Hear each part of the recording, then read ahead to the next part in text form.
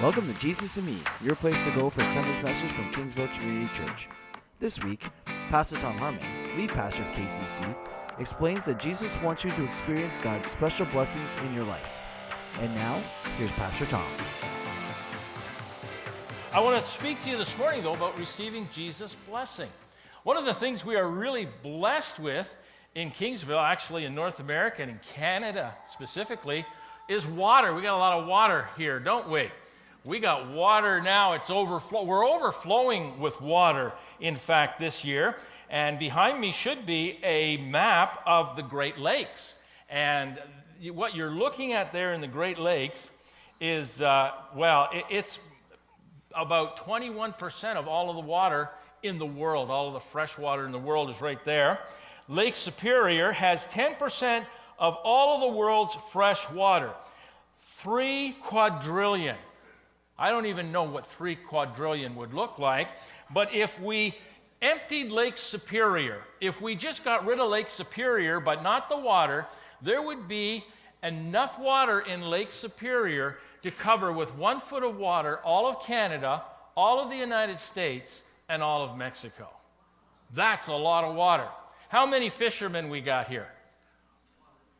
Fisherwomen too? We got more fisherwomen than fishermen. What's wrong with you guys? Well, for you fisherwomen out there, how many like lake trout?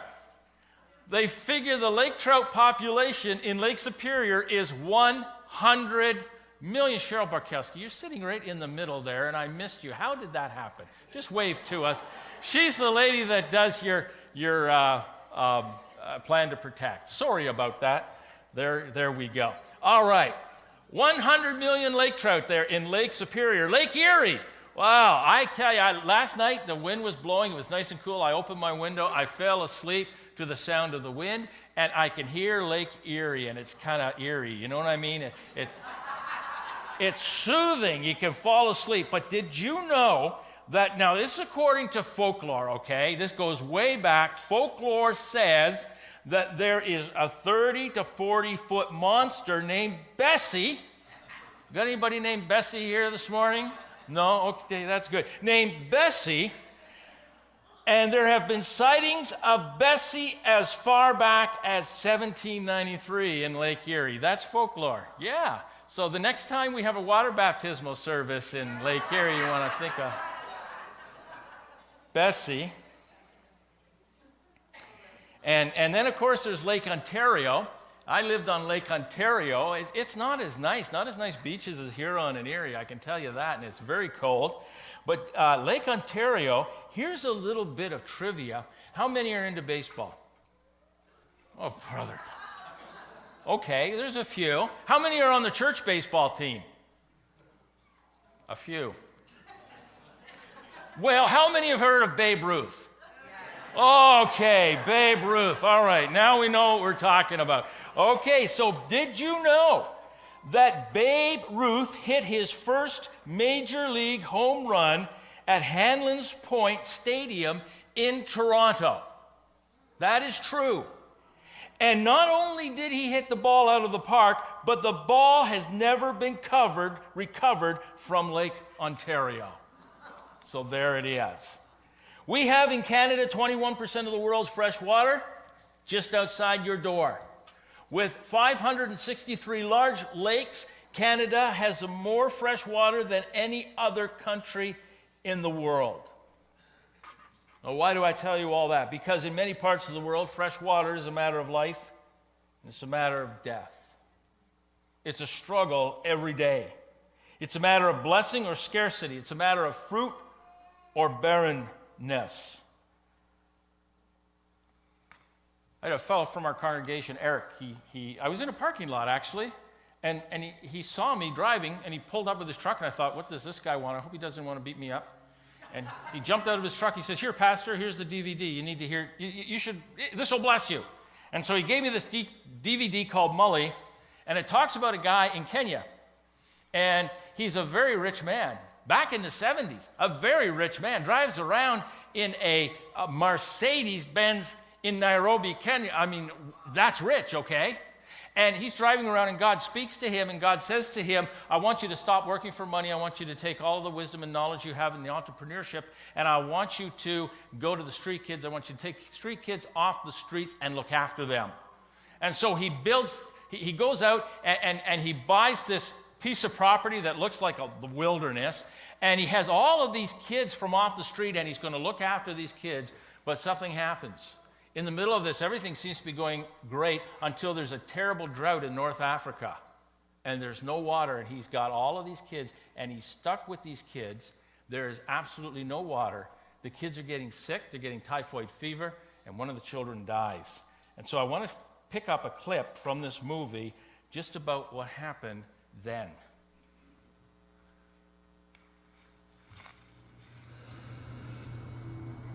He was very low during that time. He was trying to figure out, God, you cannot give me these kids here for them to die in my hands.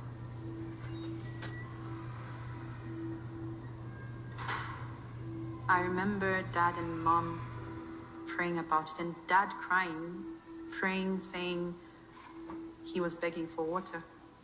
And then one night he woke Mom up, and they went outside.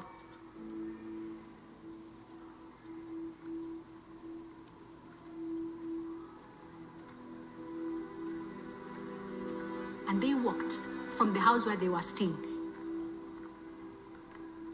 And he felt a voice telling him to walk up straight, turn, and that's the place where water will come.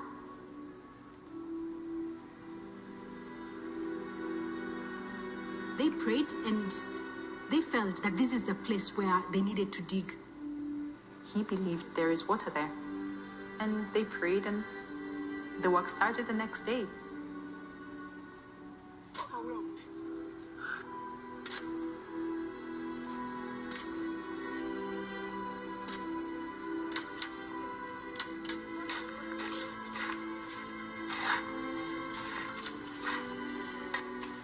It was hard to believe him, very hard.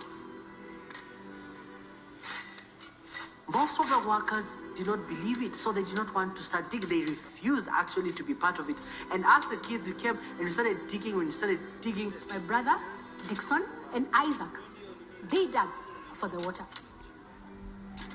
Now, this is after trying to dig a couple of boreholes with machines going a couple of 100 feet down to get water, and we do not have any water. And this guy goes like, we need to grab a couple of mattocks and start digging.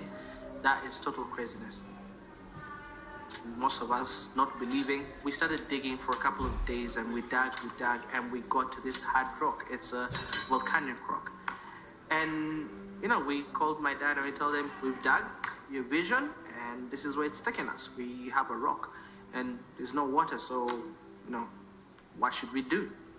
My dad says, I was shown water here, and just keep on digging.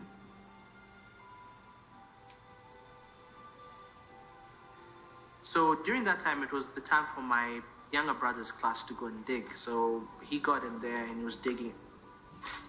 And he takes this mattock and just hits on the rock.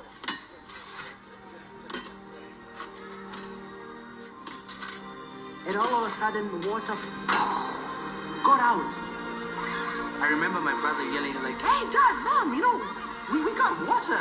And my dad's like, what? And there was water that just came out pouring from the ground. And there was a lot of commotion and everything because it was unheard of.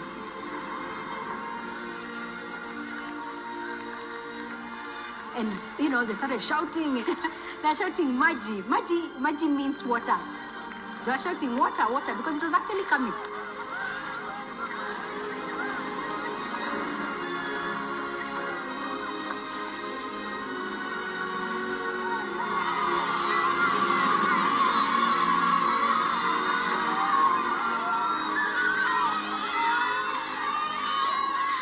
When I finally got to understand that why he was doing it, I regained trust in my dad. And from then, I started supporting him. And after that, we had water in Delani, in an area where it is not known to have any well. There are no wells in this area. It's unheard of. But we do have water. and the children stopped getting as sick as they were getting sick. So that was a miracle. All right. What an incredible story, a real story. And I find in that little video clip, as I was thinking about that movie, I just feel that the Lord was speaking to me about, you know what, that's exactly a great illustration on how God's blessing is found and released in our lives. What Molly went through to find water, the water of God's blessing, mirrors the same principles that you and I go through when we ask God to bless us. There's something that is released in our lives, and you know, when Jesus releases our blessing, he doesn't give us a couple of cups of water, but we find an artesian well in a land where there are no wells at all and no water. That is because God is in control of our lives. But these principles, the principles illustrated by the digging of a well, are the principles of how you and I receive God's blessing in our lives. And I want to talk to you about how we do that. And we find another fellow in the Bible this time, in Genesis chapter 26, who went looking for water and had to dig wells to find it. Genesis 26, 12 to 22, it says, Isaac planted crops in the land, and the same year reaped 100-fold because the Lord blessed him. Man, have you ever been there? Everything is going great. I'm reaping 100-fold. God is blessing me. Oh man, that's a wonderful place. And just a little insight, that's the place where you will feel the most powerful, but you are the most vulnerable. Okay? You will feel the most powerful there, but you will also feel the most vulnerable. And so the man became rich, that's Isaac, and his wealth continued to grow until he became very wealthy. He had so many flocks and herds and servants that the Philistines envied him. So all of the wells that his father's servants had dug in the time of his father Abraham, the Philistines stopped up and filled with earth. And Abimelech said to Isaac, that's the leader of the Philistines, move away from us. You have become too powerful for us. Man, everything is going great. I'm 100-fold. I'm just on the top of it. And all of a sudden, boom, it's all gone. Overnight, gone. There's a drought. We didn't plan for this. So Isaac moved away from there, verse 17, and encamped in the valley of Gerar, where he settled. Isaac reopened the wells that had been dug by the time of his father Abraham, which the Philistine had stopped up after Abraham died, and he gave them the same names as his father had given them. And Isaac's servant dug in the valley and discovered a well of fresh water there. But the herds of Gerar quarreled with those of Isaac and said, the water is ours. So he named that well Esk, which in Hebrew means contention. Contention. And because they disputed with them, then they dug another well, but they quarreled over that one also. So he named it Sitnah, which means strife. And then he moved from there. You see a theme going on here. He moved from there and dug another well, and no one quarreled over it, and he named it Rehoboth, which means wide open spaces. And he says, now the Lord has made room for us, and we shall flourish in the land. From there he went to Beersheba. That night the Lord appeared to him and said, I am the God of your father Abraham. Do not be afraid, for I am with you. I will bless you, and I will increase the number of your descendants for the sake of my servant Abraham. And Isaac built an altar there and called on the name of the Lord. And there he pitched his tent, and there his servants dug a well. So we're going to learn from this illustration, from history, from what went on in Molly's life, to how God blesses us. And my sermon is simply this, that Jesus wants you to find and experience God's special blessings for your life. Jesus wants to bless you. He wants you to find those blessings. He wants you to experience them. So let's first of all look at what kind of blessing it is I'm talking about, because there is God's general blessings. If you went anywhere in Kingsville today and said to somebody, you know, if you received God's blessing, they may not. They may be just incredibly negative, depressing people. But for most people, they would say, yeah, you know what? God has really been good to us. I mean, we got water, we got the sun, we got rain, and God says this. There's this general blessing that every person has. In the Bible, it says God causes the sun to shine on the just and the unjust, causes the rain to fall on the righteous and the unrighteous. That's just God's special blessing, and that's not the blessings I'm talking about. I'm talking the general blessings. I'm talking about God's special blessings or personal blessing. Like salvation in Jesus Christ. That's a personal blessing. That's a special blessing from God. Miracles, the things we sang about today. He's a good, good father. Who what? He blesses his child with special blessings. He is our healer. You're my healer. You're there for me to meet my every need. It's answers to prayer. That's God's special blessing. It's help, it's guidance, it's specific circumstances, provision at specific times of need, healings, deliverance, wisdom. They are all a part of God's special blessings. And Jesus does that in our lives, and he wants to do that in your life. He wants to bless you. But in order to bless you, there's some things that we have to do in order to receive that blessing, some places we have to be. And the first place I think we need to come to is that place of desperation. It's not enough to just shoot up a prayer request and walk away and forget you even shot it up. It's that place of desperation. Listen to the prayer that Molly prayed. You did not give me these kids here for them to die in my hands. He prayed and he cried all night, please, God, please give me water. Folks, that's desperation. Because water was life. Water was fruitfulness. Water was God's blessing. So why does Jesus let his people come to this place? I can imagine Isaac with all of these herds and sheep that he had to look after, all of these men, all of this family, all of this wealth. It meant nothing to them if they didn't have a place and if they didn't have water. And I'm sure as he was thrown out of that land by his enemies, that he thought, God, why did you let this happen? Everything was going great. 100-fold and now nothing. If you can imagine, and some of you have been there, in that place of desperation, we think, wouldn't you be more glorified when everything fell into place? When everything is 100-fold? When every door swings open? Sometimes that happens. It was happening for Isaac, and yet many and oftentimes were brought to the place of desperation. The place where we no longer know where we stand, where there is no place for us, there's no space. Why, God, do you bring us into this place of desperation? What purpose is there in that?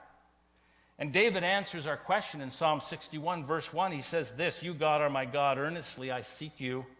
I thirst for you. My whole being longs for you in a dry and parched land where there is no water. David gives us a true picture of what desperation looks like. Desperation is outward. There's a physical need. For David, it was water. He too was chased there by his enemy. And he is in need. It's life and death for David. And that's his outward situation. But there's this inward situation in his own life where he says, I am weary. I'm exhausted. How many know what I'm talking about when I say weary and exhausted? I've had enough. I can't take anymore. I am desperate and I've got nothing more to give. And that's the inward place of desperation. And it's in that place that David calls on God. And God uses those times of need and want and of desperation, both outwardly and inwardly, to bring us and to drive us to that place where we're seeking him. God wants us to seek him. Deuteronomy says this, chapter 4, verse 29, seek the Lord your God, and you will find him if you will seek him with all of your heart and all of your soul. So the first principle in receiving God's blessing is to desperately seek the presence of the Lord. The second thing I see happening in this story, in both Isaac and in Molly in this little thing, is that they're listening. They're listening. Molly says, I felt a voice telling me to wake up, to walk up straight. And that is the place where the water will come. How many have felt a voice? Many people here have felt it. We do a thing called Listening God, teaching people how to discern and how to know that God still talks to you. You can still feel that voice. Jesus said, my sheep hear my voice. I know them, and they follow me. What I see modeled here, though, in the listening in Molly's story and in Isaac's story is that both were led by the Lord as they were going. They weren't sitting at home. Molly didn't stay in his bedroom crying on his bed. He got up. He lit a lantern and he went out. praying. And as he went, it was when the Lord started to speak to him. Isaac went about digging wells and getting chased off the land, and you kind of feel sorry for him. He digs one here, and he calls it contention. He digs one there, and he calls it strikes. But as he's going, God leads him to that place, that Rehoboth, the space. You see, we're looking for the space where God can bless us. There is a space and a place where God wants to bless you. And you need to know where that place is. And it's in the going and the leading out that God will bring you to that space if you will listen for him and follow your heart. I find in my own experience in listening to God that Jesus leads me as I'm going. It's much easier to hear the voice of the Spirit of God when you're already going, when you're already doing something.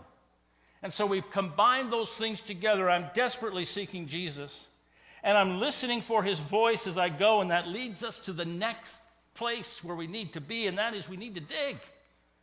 Here's something that is true in every situation. Wells don't dig themselves. All day. You can watch it all day. The water is not going to bubble out of the ground. James 2 verse 20 says that faith without works is dead. And it's no good to say, well, there's water here, and then not start to dig. Where do you start, though, to find Jesus' blessing in your life? Isaac started by redigging the wells that Abraham had dug, that the enemy had filled in. See, for many of you, if you're like me, you came to the Lord later on in your life. Maybe you were in your 20s or your 30s or 40s or 50s. The enemy has had you in his hands for a long time, and he's been able to put a whole pile of junk into your wells. I want you to know there's areas in your life, and there's good water down there, but it's filled with junk that the enemy has filled. What is some of the junk you find in those areas of your life? You'll find guilt, and you'll find shame, you'll find fear, you'll find unforgiveness, you'll find negativism, you'll find addictions, you'll find destructive thought patterns, you'll find sin, and that's the junk and the stuff the enemy has filled our lives up with. And in order to get blessing in those places, because there's good blessing in those places, what you've got to do is you've got to remove the junk, and the way we do that is we've got to bring it out.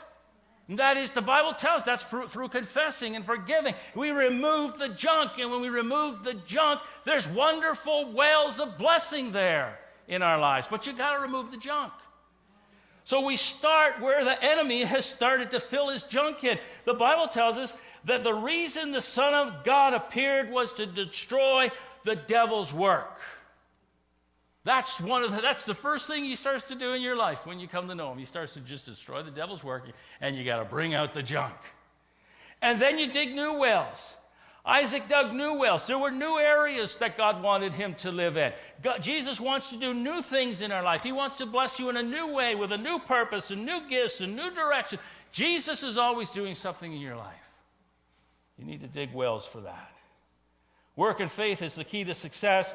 When you see Isaac digging well after well, you may feel, is it worth it? Isaac would tell you that it is. So we need to desperately seek Jesus. We need to listen to his voice. We need to dig. And then this is the one we all love to hate. We need to struggle. If you want to receive Jesus' blessings in your life, then you need to struggle. You need to struggle against doubt. You need to struggle against opposition. You need to struggle against death itself. Molly's old sons called his dad's idea total craziness. Isaac described the place where he was as a place of strife and contention. No one likes to be called crazy, unless you're calling yourself crazy. And you don't want people to agree with you. You just want them to giggle and walk away.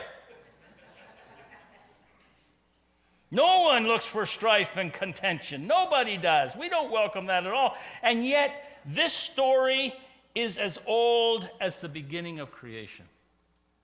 Strife. Think of it, Adam and Eve. Hey, what a blessing. Here's paradise. You can live here forever and never die. But there's a problem, isn't there? What's the problem?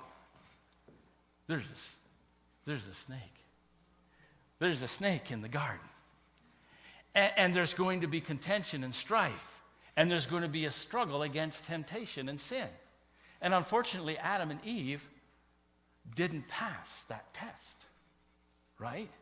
Incidentally, as I was just kind of reading this over and thinking about it, I saw something in there that I never saw before. And that is when Satan is introduced to Eve, he's introduced and she sees him as what? The most beautiful creature that's ever been created. And that's what sin looks like to you and me, doesn't it? That's how it comes. That's why it's tempting. Oh, this is the best thing ever. But God says, no, yeah, but God doesn't know. and so when Eve is looking at it, we get a picture of the most beautiful thing ever. That's what temptation is. But when God shows up, we're not looking at the most beautiful thing ever. He gives us the reality of what it really is. It's something that has been cursed and is going to be destroyed. It crawls on its belly.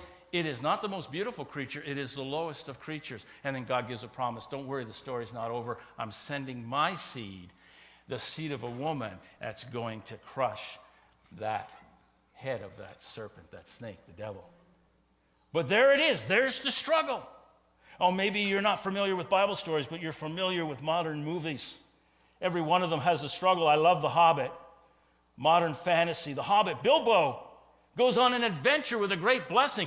All the gold he can acquire and take, all he can, even more than he can even imagine, there's the gold. Problem is, there's a dragon sleeping, and all he has to do is sneak in, get what he needs, and leave. And he's a rich man. Just don't wake up the dragon, or you're going to be toast and breakfast for the dragon, because it's a fire-breathing dragon, of course. And of course, in the story would be boring if the dragon didn't wake up, wouldn't it? The dragon always wakes up. And why do we pay money to go see a story like that? Honestly, they're foolish, aren't they? We know there's no such thing as real dragons, and if they were, why would they want gold, really? But you know what? You know why we like that story? Because we know the struggle's real. The struggle's real. Yeah. And then there's David again. We talked about David. What a wonderful blessing. You are anointed as king over my people, and the kingdom and the throne is going to be yours. Forever you will not lack a descendant who will sit on my throne. Only one problem. There's a dragon. There's a snake. There's a lion by the name of King Saul who decides to throw spears. Where's my spear-throwing Saul? Oh, there he is. And there's David. Why does David look like a girl in that picture? I have no idea. But anyway, that's just my opinion. And Saul chases him out into the wilderness where he's thirsty and hungry and thinks he's going to die, and he's desperate and calls on God, because that's the story of your life and mine when we're looking for God's blessing. But why? Why? Why do we have to go through this struggle? It's because there's a great purpose in our lives for the struggle. The struggle strengthens us, it changes us, it challenges us. And in the early church where they were being persecuted, Peter writes this and tells them why they are facing such a struggle. And just by footnote here, if you've been taught that, you know what, God's blessings are for his children and you can just take them without a struggle, and if there's any problem in the struggle, it's because you lack faith, I can't believe in that. I can't accept that teaching because it lacks a dragon, it lacks a lion, and it lacks a snake. They're in every blessing. They're waiting to stop you. And here's what Peter says in 1 Peter 1:26. He says, in all of this you greatly rejoice, though for now a little while you may have had to suffer grief in all kinds of trials. These have come so that the proven genuineness of your faith, of greater worth than gold, which perishes, even though refined by fire, may result in praise and glory and honor when Jesus is revealed. There's a purpose in all of that. I'd like our worship team to come back, and they played a song, Good, Good Father. I'd like them to play that. At the end of all of that, Molly and Isaac received their water. They received the blessing. Molly and Isaac reached out in desperation. That's maybe where you are. Maybe you're at the point of desperation. Desperate for God. They listened to the voice of the Lord. Maybe that's where you are today. And if you're sitting listening, don't just sit and listen. Get moving. And you'll be far more sensitive to the voice of the Lord. Jesus talks to us. Jesus wants to bless you. But they had to dig. They had to dig. They had to dig. They had to go back and dig old wells and bring out all the junk and confess and forgive. They had to dig. They had to work. Faith without works is dead. Maybe you're at that place where you're thinking, is it really worth it? I'm becoming weary like David. Is it really worth it? I need to dig. They all faced struggles, opposition, doubt, ridicule, fear. Isaac was being chased by death from a drought. So was Molly. Maybe there's a sickness chasing you. Maybe there's a fear. Maybe there's a lack of employment. Maybe there's a bad marriage. Maybe it's a relationship thing with your kids. It doesn't matter what it is chasing you. There's a struggle. There's a lion that's out to devour. There's a snake that's out to deceive. There's a dragon that's out to destroy. But they came through it, and God blessed them. So let's stand together today, and let's take to the Lord that area in our life where we need a blessing. And let's just begin to come and say, Lord, I need to hear your voice. Maybe that's what you need to say. Lord, I need to hear your voice. I need to know what to do now. Begin to call on him right now and say, Lord, let me hear your voice again. Let me hear it again. Maybe you're saying, Lord, I need to be desperate. I need to put this on the front burner and not on the back. Just begin to move that there. Maybe you're at the place where you're digging right now and know that there's times where you're not going to get water until you've confessed and brought out the junk and repented and let God deal with it. Or maybe God is doing a new thing and you're resisting. You're saying there's no way there's blessing there, and God is saying to you, this is where I want you to dig. Would you say, Lord, today I want to dig. I'm going to dig in that place. Maybe this morning you're in a struggle and you know very well that the opposition that you face, you know the questioning, the doubt, you know the strife and the contention. You would give it to the Lord and say, Lord, sometimes it feels too much for me, but I know that you're there. I love the end of this story. It says, Isaac built an altar there and called upon the name of the Lord. An altar is a place of sacrifice where when we receive the blessing, it's not for us to brag about, oh, we received the blessing, but it's for us to give ourselves in a greater way to God. In a greater sense, we know God is with us. In a greater sense, we commit our lives to Him. And maybe you need to do that today. You look over your life and see how God has answered your prayers. And in a greater way, you need to commit yourself to Him. You need to build an altar there in your home, an altar there in your family, in your workplace, in your own personal life. And say, God, I commit myself in a greater way to you. You need to build an altar there. Isaac built an altar there. It was an altar of renewal and transformation. You see, folks, when we receive the blessing, we're not the same person who had the need, because we've gone through that process of digging and believing, of desperation and of struggle, and we have come out different people because of it. So it's a place of transformation where we stand changed We stand different because God has done a work in our life through the process. And then lastly, it's an altar of encounter. And here's what happens to Isaac.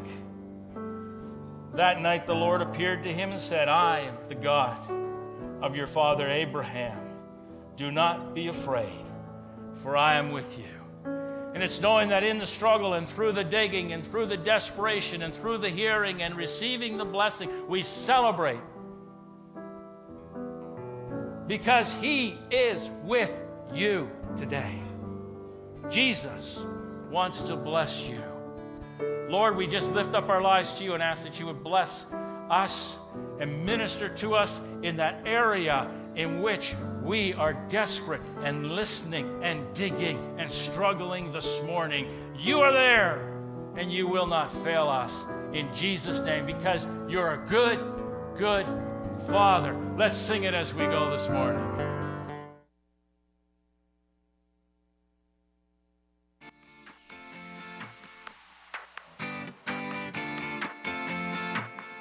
We hope you enjoyed this week's message. If you would like to know more about our church, visit kingsvillechurch.com. Thanks for tuning in, and don't forget to join us next week.